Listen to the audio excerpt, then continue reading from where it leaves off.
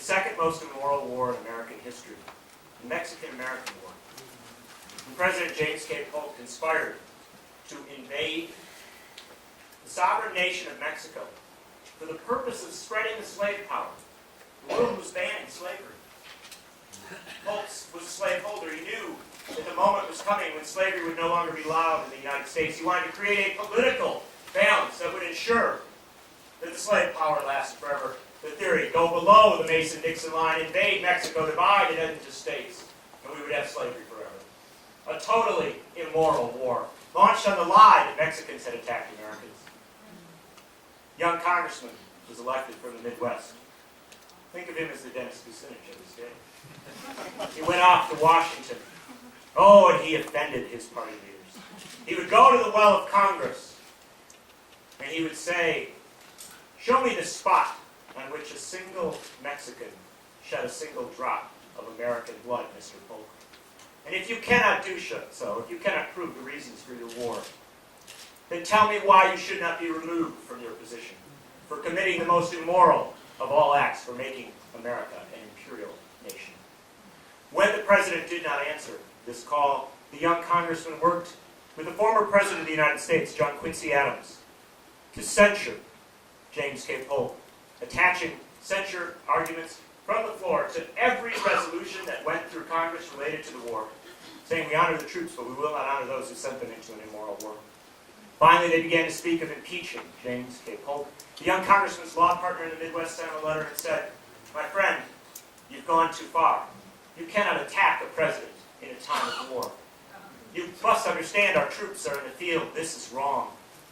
The young congressman wrote back to his friend,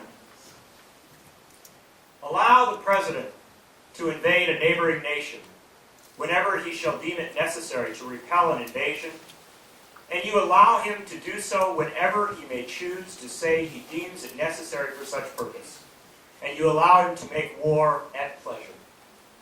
Study to see if you can fix any limit to his power in this respect.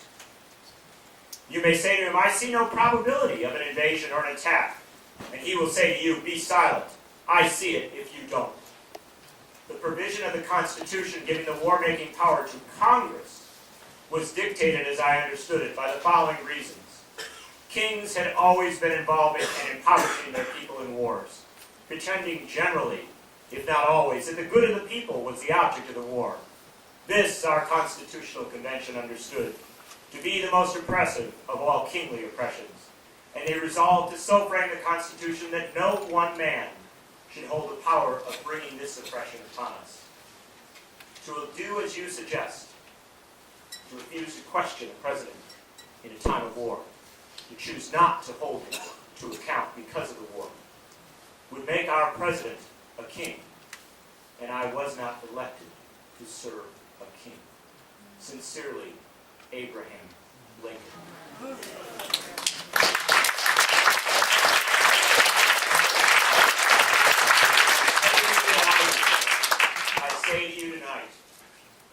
I say to you tonight, be the Americans that Jefferson and Madison and Mason and Lincoln intended. Follow the better angels of your nature.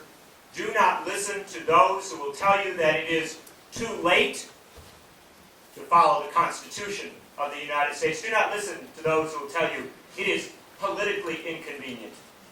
Understand that every day in Iraq, every 10 minutes, an Iraqi is killed.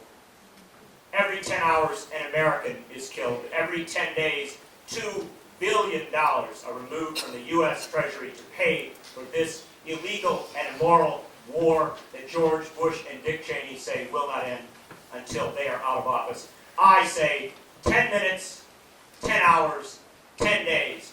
That's my timeline. It is not too late to impeach. Indeed, it is exactly the right time to